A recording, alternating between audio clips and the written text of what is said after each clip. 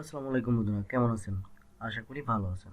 বন্ধুরা, আজকে আমি আপনাদের সাথে এক্সেলের কিছু শর্টকাট মানে কিবোর্ডের 10 শর্টকাট নিয়ে আলোচনা করব।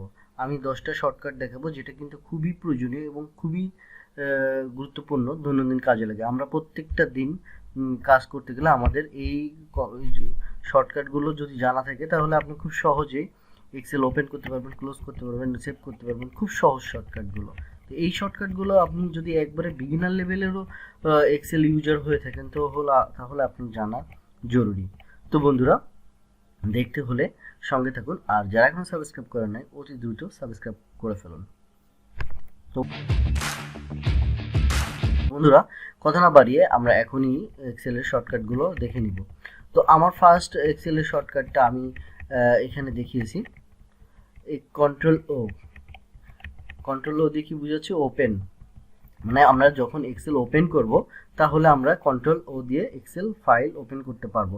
এই যে আমি এখন দেখিয়ে দিচ্ছি, কন্ট্রোল প্লাস ও প্রেস করতে হবে। কন্ট্রোল প্লাস ও প্রেস করে দেখেন ওপেন চলে এসেছে। ওপেনে গেলে ব্রাউজারে গেলে এখান থেকে আপনি যে কোনো একটা ফাইল ওপেন করে নিতে পারবেন। এখান থেকে আপনি যে কোনো একটা ফাইল ওপেন করে নিতে পারবেন। এরকম ক্লিক করে ওপেন দিলে এই ফাইলটি ওপেন হয়ে যাবে। ঠিক আছে বন্ধুরা? তো এখন আমি এখানে আরেকটা শর্টকাট দেখিয়েছি। 2 নম্বর শর্টকাট হলো এক্সেল ক্লোজ। কন্ট্রোল ডাব্লিউ চাপলে এক্সেল ক্লোজ হয়ে যাবে। তো দেখেন বন্ধুরা, এইটা আমার ওপেন করা আছে, আমি কন্ট্রোল ডাব্লিউ চাপবো, দেখেন এক্সেলটি ক্লোজ হয়ে গেছে। এখন শুধু একটি এক্সেল ওপেন আছে। মজার জিনিস না? আমি এখন কন্ট্রোল ডাব্লিউ, আমি আবার যাই ফাইলে, যেয়ে আমি আবার গেলাম ফাইলে, না যে কন্ট্রোল ও চাপলাম। কন্ট্রোল ও চাপলে আমার ফাইল চলে আসবে। আমি এখান থেকে যে কোনো একটি শিট ওপেন করে নিলাম। ওপেন করে নেওয়ার পর এটিকে এখন ক্লোজ করব। Control W, close, magic. তো বন্ধুরা, এই দুটি আমি এখন দেখে নিলাম। তারপরে আছে control S, save. Control S মানে সেভ। যদি একটা ফাইল, এই ফাইলটি যদি সেভ না করা থাকে তাহলে এই সাপোজ একটি ফাইল ধরলাম, এটা ব্ল্যাঙ্ক ফাইল, এই ফাইলটিকে আমরা এখন সেভ করব। Control S, save. এই যে সেভ চলে এসেছে, এখানে আমি যেখানে খুশি সেখানে সেভ করে নিতে পারবো। সেভ হয়ে গেছে ডকুমেন্টের ভিতরে। ওকে, এখানে আবার কন্ট্রোল ডাব্লিউ চেপে এটিকে ক্লোজ করে দিলাম। তারপর যেটা হলো কন্ট্রোল সিতে আমরা কপি করব। কন্ট্রোল চেপে ধরে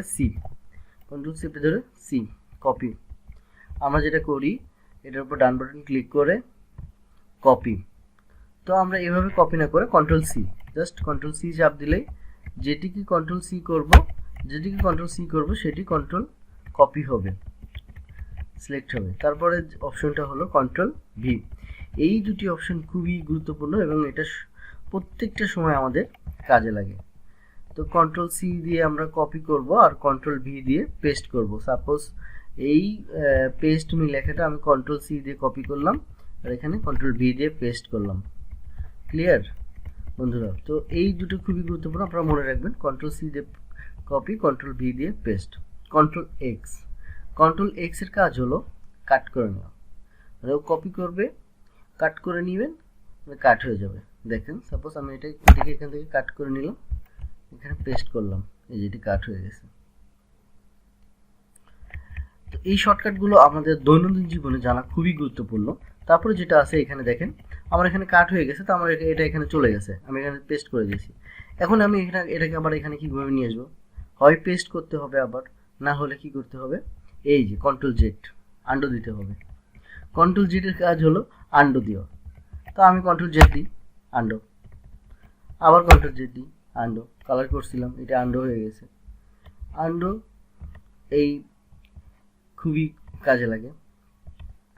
তো আমরা দেখে নিলাম control O, open file, close file, save file, copy, paste, cut, undo.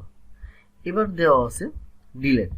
Suppose আমি এই কলামটিকে ডিলিট করব, তাহলে এটিকে কি করব? আমি ফার্স্টে চাপবো অল্টার, এটিকে চাপবো অল্টার। আমি এই কলামটি ডিলিট করব, তাহলে চাপবো অল্টার, তারপরে এইচ, তারপর ডি, তারপর C, delete. Alt H D C কাজ হলো কলাম ডিলিট করা। খুব সহজে, মানে এটিকে আমি আবার কন্ট্রোল জেড দিই, কন্ট্রোল জেড দিলে আন্ডু হয়ে গেল। আমি আবার দেখাই, অল্টার HDC শর্টকাট, এত ডান বাটন ক্লিক করে ডিলিট করা লাগবে না, শিফট লেফট শিফট এত কিছু করা লাগবে না, সহজে এটিকে ডিলিট হয়ে যাবে। তো বন্ধুরা আমরা পরের যেটা হলো অল্টার এইচ, এটা কোথায় যাব, গো টু হোম। আমি এখন হোম বাটনেই আছি, তো আমি তার পরের ফর্মুলাটা দেখি, অল্টার এম। অল্টার এম দিলে কোথায় যাব, আমরা ফর্মুলা মেনুতে যাব। তাহলে আমি অল্টার প্লাস এম, অল্টার চেপে ধরে এম ক্লিক করি, এই যে ফর্মুলা বারে চলে আসছে। এখানে যতগুলো ফর্মুলা আছে, এদের auto sum, average, count number, maximum, minimum, এই যে ফর্মুলা বারে আমাদের এটিকে নিয়ে চলে আসছে, sum, average, maximum, sum, if, PTF, প্রত্যেকটা ফর্মুলা আমাদের এখানে আমরা এখান থেকে চাইলে ইউজ করে নিতে পারি। আমি অনেকগুলো ফর্মুলা বিগত দেখিয়েছি, আরও ফর্মুলা নেক্সটে দেখাবো। তো বন্ধুরা যারা দেখতে চান আমাদের সঙ্গেই থাকুন আর সাবস্ক্রাইব করে থাকুন।